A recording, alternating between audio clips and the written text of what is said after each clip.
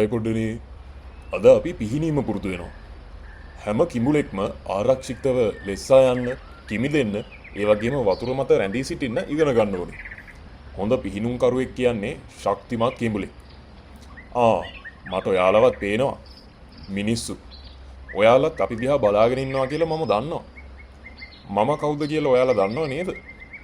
මගේ ගැන තමයි අර සින්දුවේ කියන්නේ.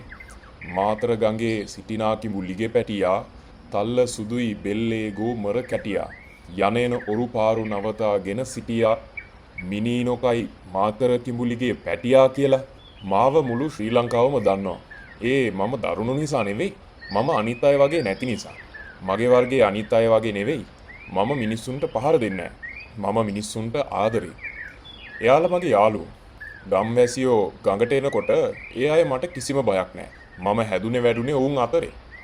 මම ඔවුන් එක්ක තමයි හැමදාම සාමයෙන් ජීවත් වෙන්නේ. හැබැයි පොඩි පිහිනුම්කරුවනේ, ඒ වගේම මේකට සවන් දෙන මිනිස්සුන්ට මම මේ සත්‍ය කියන්න ඕනේ. හැම කිඹුලෙක්ම මම වගේ නෙවෙයි.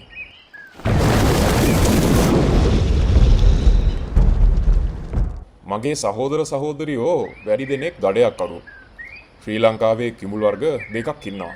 ගැට කිඹුලා. අපි අතරින් ලොකුම ඒ වගේම භයානකම කිඹුලා මෙයා. සමහරු බස් එකකටත් වඩා දිගට, පොඩි ට්‍රක් එකකටත් වඩා බරට හැදෙනවා. මේගොල්ලෝ ඉන්නේ ගංගා මෝයවල්, කලපු, කඩුලාන වනාන්තර, විශේෂයෙන්ම දකුණු සහ නැගෙනහිර වෙරළබඩ ප්‍රදේශවල. හොර කිඹුලා. මේගොල්ලෝ පොඩක් කුඩයි. සාමාන්‍යයෙන් මීටර් 3 ඉඳලා 4 වගේ වෙනකන් ඉන්නේ. හැබැයි ඒ වගේම මාරාන්තිකයි. හොර කිඹුල්ලු කැමති රට අභ්‍යන්තරයේ තියෙන ගංගා, වැව්, වාරි මාර්ග, ඇල මාර්ග වලට. වියලි කලාපේ අනුරාධපුරයේ ඉඳන් හම්බන්තොට වෙනකන් මේගොල්ලෝ බහුලව ඉන්නවා. මධ්‍යම කඳුකරේ හැර ශ්‍රී ලංකාවේ හැම ප්‍රදේශකම වගේ කිඹුල්ලු ඉන්නවා. වතුර රැඳෙන තැනක් තියෙනවා නම් අපේ කෙනෙක් ඒ අවට ඉන්න සම්භාවිතාවයක් තියෙනවා. ඒ වගේම මතක තියාගන්න. අපි දඩයන් කරන්නේ හැංගිලා ඉඳලා. සමහර විට ඔයාට අපිව නොපෙනුනාට අපි ඔයා දිහා බලාගෙන ඉන්නේ. ශ්‍රී ලංකාවේ හැම අවුරුද්දකම කිඹුල් ප්‍රහාර 30ක් 40ක් විතර වාර්තා වෙනවා. ඒ අතරින් සාමාන්‍යයෙන් 5ක් 10ක් මාරාන්තිකයි. බොහෝම ප්‍රහාර සිදුවෙන්නේ මිනිස්සු ගංගා ඉවුරු, ඒ වගේම කලපු දිගේ නානකොට, රෙදි හොදනකොට, එහෙම නැත්නම් මාළු අල්ලනකොට. ඒ කියන්නේ අපි ළඟ ඉන්නවා කියලා නොදැන ඉන්නකොට. අපි වේගවත්. වතුරේදී අපිට පැයට කිලෝමීටර් 15 ඉඳලා 20 වගේ වෙනකන් වේගකින් පීනන්න පුළුවන්. ඒ වගේම අපේ හක්කේ බලය තප්පරයකින් ඇටකටු පොඩි කරන්න උනත් ප්‍රමාණවත්. අපි අල්ලගත්තොත් ගලවන එක නම් හරිම අමාරුයි. මිනිස්සුන්ට ආදරය කරන කිඹුලෙක් විදිහට මම මේ කියන දෙයට හොඳට සවන් දෙන්න. පීනන්න ඉගෙන ගන්න. හැබැයි පූල් එකක්, එහෙම නැත්නම් ආරක්ෂිත වෙරළ තීරයක් වගේ අධීක්ෂණය කරන තැනක. කිඹුල්ලු ඉන්නවා කියලා දන්න ගංගා, වැව්, කලපු මේ වගේ කවදාවත් පීනන්න යන්න එපා. නොදන්න ගංගා ළඟ, යූරුවල පරිස්සම් වෙන්න. ඒ වගේ තැන්වල රෙදි හොදන එක, මාළු අල්ලන එක, නාන එක නවත්තලා දාන්න. විශේෂයෙන්ම පාන්දර, හවස් කාලේ, ඒ වගේම රාත්‍රී කාලේ ජලයෙන් ඈත් වෙලා ඉන්න. ඒ වෙලාවට තමයි මගේ වර්ගයේ අය දඩයන් කරන්නේ.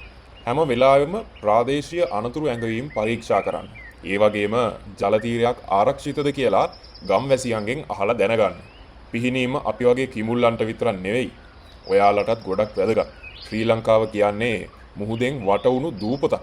ඒ නිසා දූපත් වාසීන්ට පිහිනීම අත්‍යවශ්‍ය හැකියාවක්. අපේ සීයලගේ කාලේ නම් පුංචි මිනිස් ළමයි පීනන්න පුරුදු වෙලා තියෙන්නේ පුහු පොල් ගෙඩි දෙකක් බඩේ බැඳගෙන කියලා මං අහලා තියෙනවා. තරුණ, වැඩිහිටි ඕන කෙනෙක් පීනන්න දන්නවා නම් ඒක වැදගත්. කවදා හරි දවසක ඒකෙන් ඔයාගේ ජීවිතය වුණත් බේර ගන්න පුළුවන්. පීනීමෙන් ඔබේ හදවත, වෙනහලු, ඒ වගේම මාංශ පේශී ශක්තිමත් කරලා මානසික ආතතියත් අඩු කරලා දෙනවා. ඒත් හැම දෙයකටම වඩා ඒක ජීවිතය රැකගන්න අත්‍යවශ්‍ය හැකියාවක්. ලෝකේ පුරා ගොඩක් ජීවිත දියේ ගිලිලා නැති වෙලා යනවා. පීනන්න දැනගෙන හිටියා නම් ඒ ජීවිත ගොඩක් බේර ගන්න තිබුණා. දෙමාපියනි, ඔබේ දරුවන්ට පුංචි කාලෙදිම පීනන්න උගන්වන්න. වැඩිහිටියනි, ඉගෙන ගන්න කවදාවත් ප්‍රමාද නම් නැහැ. පිහිනීම කියන්නේ තෑග්ගක් වගේ.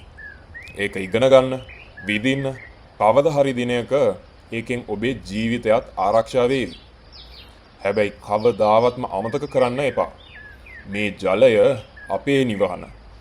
මම ඔයාලගේ යාළුවෙක් වෙන්න පුළුවන්.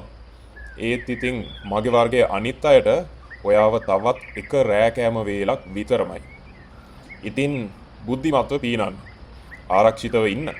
ඒ වගේම සෝබා දහමට ගරු කරන්න. ආයුබෝවන් පොඩි පිහිනුම්කරුවනේ.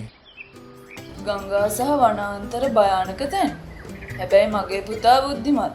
මන් දන්න ඔයා කවදාවත් භයානක තැන්වල පීනන්නේ නැහැ. එන්න අපි පීනමු. එපා නවතින්න. ඔය බෝඩ් එක දිහා බලන්න. ඔය බෝඩ් එක වැඩක් නෑ අනේ. අපි පීනමු. මෙතන කිඹුල්ලු ඉන්න පුළුවන්. මේක ආරක්ෂිත නෑ. ඇත්තද?